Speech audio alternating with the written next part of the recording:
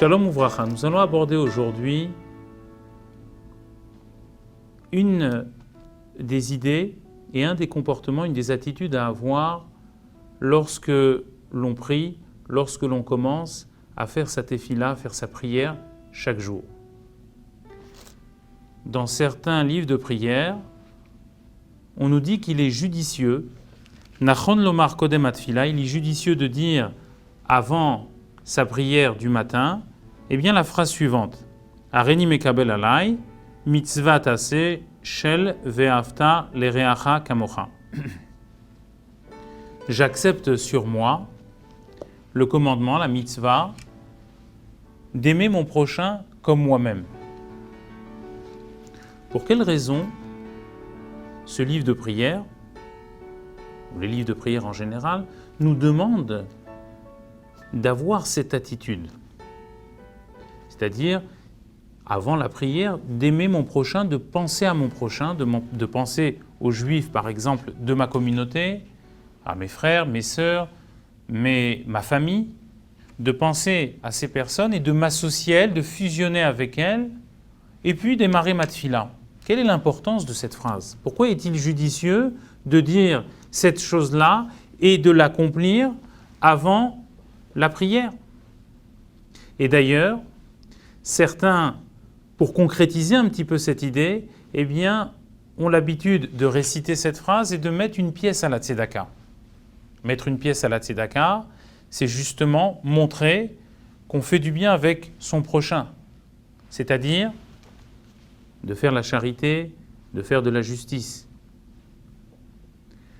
Pour expliquer l'importance de réciter cette phrase avant la prière et d'adopter ce comportement, cette attitude, bien, nous allons développer une idée qui est ramenée dans la chassidoute. Tout d'abord, nous allons rappeler que la tefila, en réalité, elle vient en remplacement des korbanot que l'on faisait à l'époque du Beth Amikdash. À l'époque du Beth Amikdash, une certaine catégorie du peuple juif, que l'on nomme les Kohanim, les prêtres, eh bien, étaient habilités et avaient le devoir d'amener des sacrifices pour le Klal Israël, pour les Juifs en général. Mais depuis la disparition physique du Beth Amikdash, eh bien, les sages ont remplacé ce service par la tefila, par la prière. Or, il y avait un sacrifice commun que l'on effectuait tous les jours au Beth Amikdash qui s'appelait le Korban Tamid, le Korban du service quotidien que l'on faisait le matin et qui, lui, est remplacé par la prière du matin qui s'appelle Shacharit en hébreu. Ce sacrifice quotidien qui se faisait le matin au nom de toute la communauté juive, au nom du peuple juif, eh bien, était réalisé, comme nous l'avons dit, par un Kohen.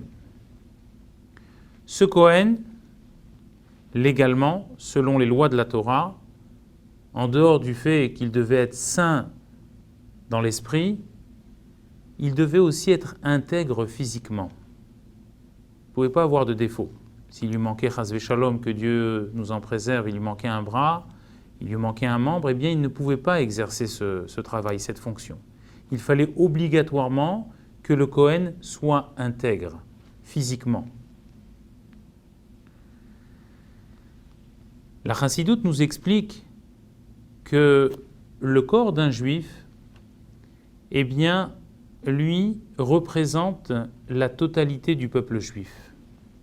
Dans le corps, nous avons deux extrêmes. Nous avons la tête et à l'autre extrémité, nous avons les pieds.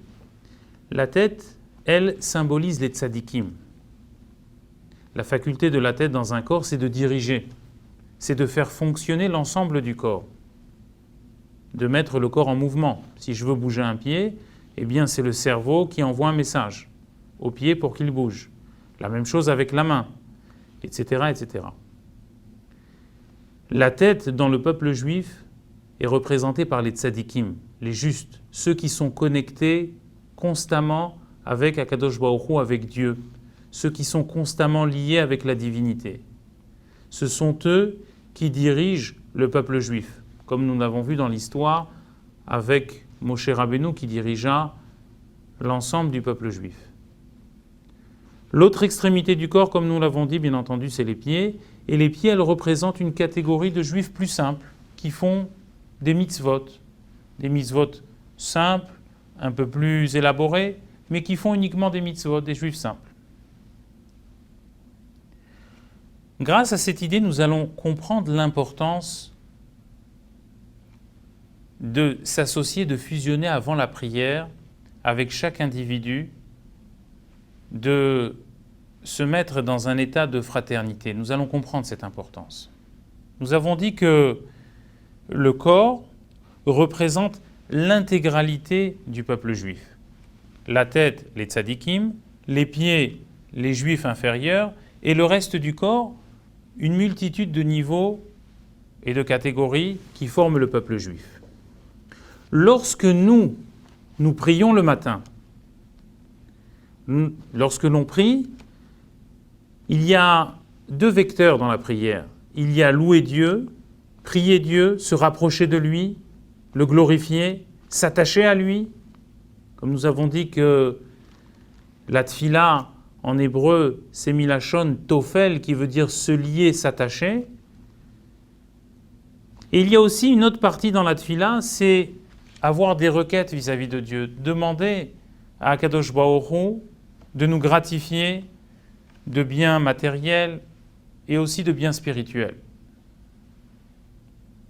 Lorsque nous nous approchons de Dieu aujourd'hui, puisque nous n'avons plus les sacrifices, eh bien nous devons être aussi intègres, nous, vis-à-vis de notre prochain. Pour quelle raison ? Parce que lorsque je m'associe et lorsque je me mets dans cette attitude, dans ce conditionnement d'être lié avec mon prochain, eh bien je fais en sorte que l'entité du peuple juif, qui est représentée par un corps, eh bien il devient intègre, il devient saint, comme l'idée du Kohen, lorsqu'il amenait le sacrifice, il était intègre physiquement, le corps ne pouvait pas supporter un défaut. Bien entendu, entre parenthèses, le sacrifice aussi ne pouvait pas supporter de défaut. Mais là, on s'attache au Kohen, à son état physique. Le Kohen, lui, ne pouvait pas avoir de défaut. Aujourd'hui, ce korban, ce sacrifice qui était amené par le Kohen, c'est notre prière. Lorsque moi je prie, lorsque mon prochain y prie, lorsque nous fusionnons, nous sommes attachés les uns les autres. Bien entendu, on ne me demande pas de réfléchir aux Juifs qui habitent de l'autre côté de la planète, mais tout au moins à ceux qui sont autour de moi dans ma communauté, dans ma famille, d'être associés. Lorsque chacun s'associe l'un avec l'autre, eh bien, en ce moment-là, on fera que ce corps qui est composé de chacun des Juifs dans le monde avec les tzadikim soit parfait, ne comporte pas de défaut, et à ce moment-là, eh bien, on pourra s'approcher de Dieu et faire notre prière. Et à ce propos, vous savez qu'à l'époque du Beth Amikdash, lorsque l'on brûlait le korban, lorsque le korban se consumait, il y avait deux feux. Il y avait un feu d'en bas que le Kohen allumait, et il y avait un feu qui venait du ciel pour agréer le korban. Donc aujourd'hui, pour que nous puissions faire en sorte que nos prières et nos demandes soient agréées, eh bien il faut ouvrir les portes du ciel. Et de quelle manière ouvrir les portes du ciel ? C'est lorsque tout le peuple juif fusionne les uns avec les autres. Comme c'est marqué, Bani matem lachem elokechem, vous êtes les enfants de l'Éternel votre Dieu. Nous, peuple juif, nous sommes comparés aux enfants de l'Éternel. Imaginons lorsqu'un père a plusieurs enfants et que les enfants sont réunis ensemble, sont béchalom en paix ensemble, eh bien ils exercent la joie du père. Le père ouvre son cœur, les aime, les apprécie, et dans un bon état pour leur dispenser ce dont ils ont besoin. Mais si Chas Shalom intervient au contraire, il y a une discorde entre les frères, alors malheureusement, le cœur du père se referme et on le place dans un état de tristesse, dans un état de contrariété, ce qui ne pourra pas nous amener à ses enfants eh bien, ces bénédictions. Le bon vouloir du père à à faire, à exercer du bien sur ses enfants. De la même façon, nous sommes comparés aux enfants de Dieu. Lorsque nous sommes be'achdout, lorsque nous sommes liés les uns avec les autres, eh bien, automatiquement, on provoque une joie dans le ciel, et cette joie fait en sorte que les portes du ciel s'ouvrent et que toutes nos prières, Imir Tse Hashem, avec l'aide de Dieu, soient exaucées. Et pour cela, je voudrais juste terminer par une petite histoire, pour illustrer ce que nous venons de dire.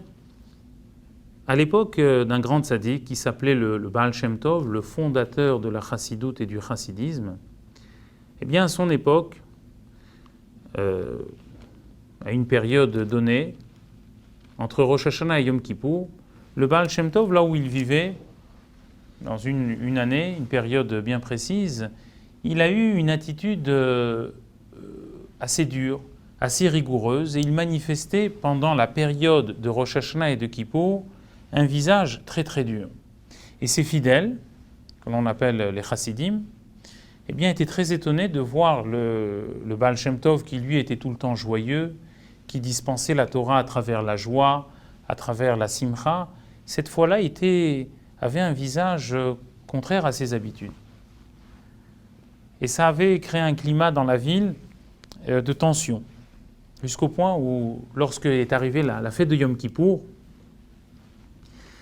eh bien, les fidèles regardaient encore leur tzaddik, leur maître, notre maître le Baal Shem Tov, et ils le voyaient toujours avec cette attitude de dureté, de rigueur. Les tfilotes de Yom Kippour avançaient, et malheureusement, l'attitude du Baal Shem Tov était toujours perceptible, cette attitude de gvoura, de rigueur était tout le temps perceptible, et les fidèles étaient très incommodés par cette attitude. Ils se demandaient qu'est-ce que le Baal Shem Tov cachait derrière ses idées, etc., etc.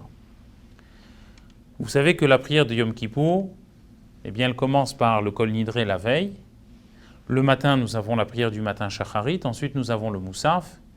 Après, il y a un entracte. Et nous reprenons par Mincha. Et la dernière prière, la cinquième, qu'il s'appelle la Neila, c'est le moment le plus haut de Yom Kippour. Au moment de l'entracte, donc à cette époque du Baal Shem Tov, il y avait un fermier qui habitait cette ville et qui savait que ce jour-là c'était Yom Kippour et qui avait envie de se rendre pour une fois à la synagogue et lui aussi de prier, de faire comme ses amis, comme son entourage.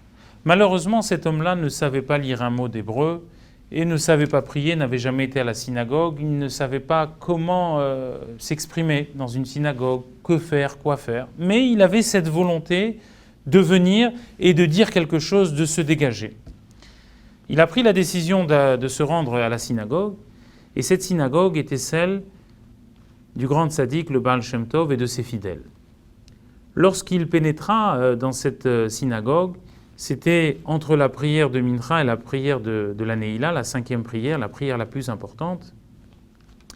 Eh bien, il s'installa dans la synagogue, il regarda autour de lui, il vit des gens prier, pleurer, crier, implorer la miséricorde divine, et ça l'a mis dans un état second, ça l'a transporté,